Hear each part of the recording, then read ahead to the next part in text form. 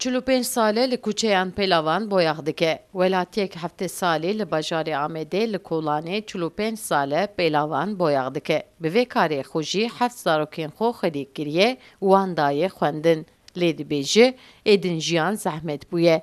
Bi boyakkirina pelavan debara mal nayek kirin. Şanê xwe nava hevalê xwe dostê xwe de meelimîn. Nava hevalê xwe dostê xwe de navwan de meelimîn. Nav hev de helimîn. Tişkî bê zehmetî heye.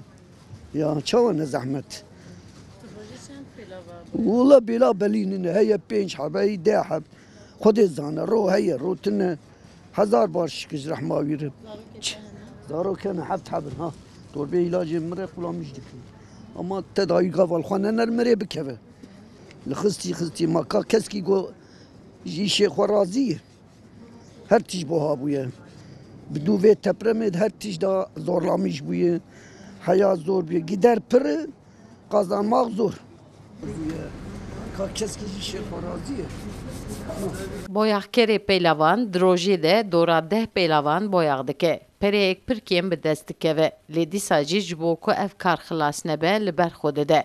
Welatiyek jî dibêje bi salayê pelavên xwe bes digel wî de dide boyakkirin. Ev 15 sala têm cemî boyayê dike. Ji îşî me memnûn. Dele îsanekî delalerin de Welat Parêzê meyerin de welat hişkê temiz dike. Tim boyayê têm cemî dikim, sograzê dikim. Ez solê temiz dikim ligê xwe.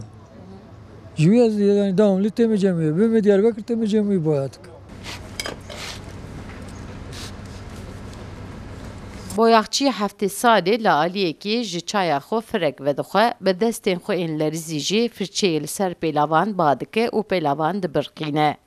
Sevda Kaplan, Kurdistan TV, Amed.